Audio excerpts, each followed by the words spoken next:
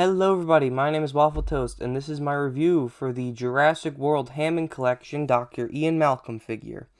Now, I found this at Ollie's for about $3, and I think the retail price was around $5 to $10. And at $3, this figure is very much worth it. If you can find it at Ollie's for like $3, pick it up, it's pretty decent.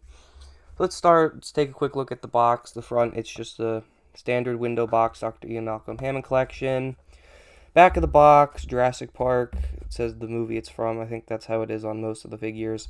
There was a hang tag, but I guess it was never used.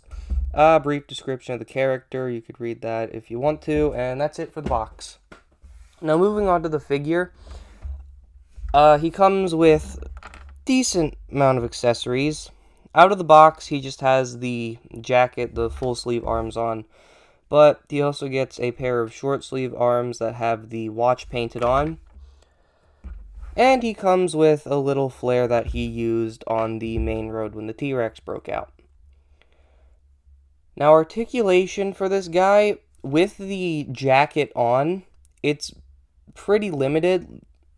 The arms only go out about that far. This one goes up a little more because there's more flex in the plastic.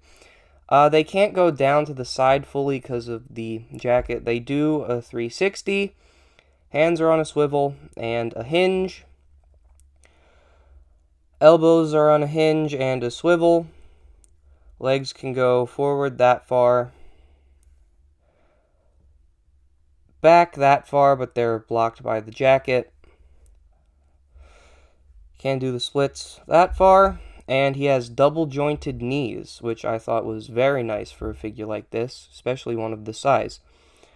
The toes are on a hinge, but the way the pants are molded, you can't really utilize it. It can go a little bit forward, a little bit back, and it is on a swivel.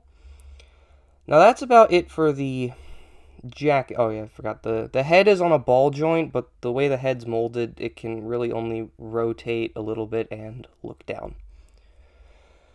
So that's it for the standard figure the way it is out of the box. And of course, you can swap the hands with the other arms, but more on that later. Now, to get them into the other way, I can't speak today. Now, to swap the arms, you just rip them off. Alright, I'm going to make a cut, and we'll come back when I get the arms off.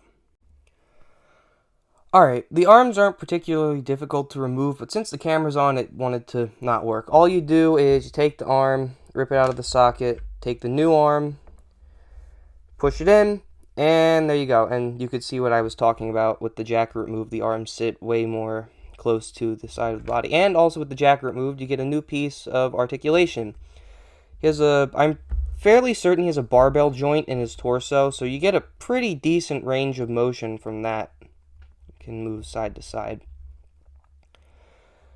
Now, with these arms out of the package, he comes with relaxed hands on them, and the articulation is exactly the same as the other arms. Thought I'd mention that. But you can swap the hands like that.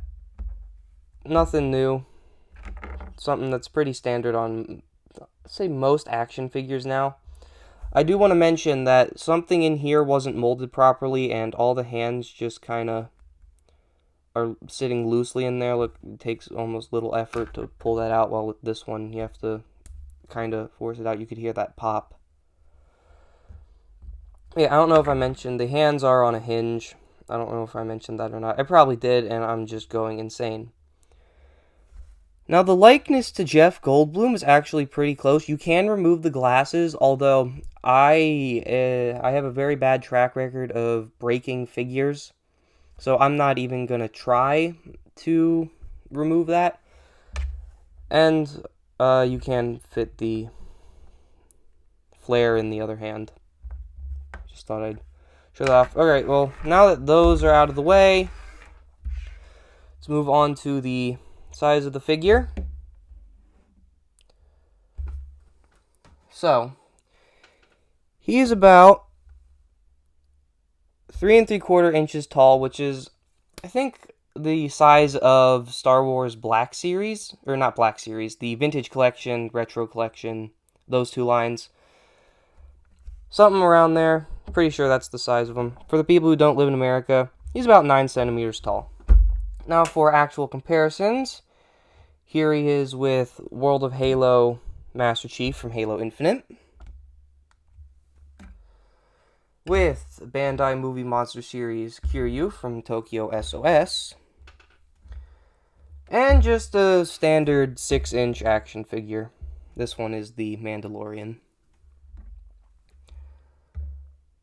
So yeah, that's pretty much it for the figure, although I do want to mention one last thing. I don't know if this is it for every copy, but for some reason, on his right arm, he has the molding for the watch on this arm, but it's unpainted, and it kind of just looks like he has a fat wrist.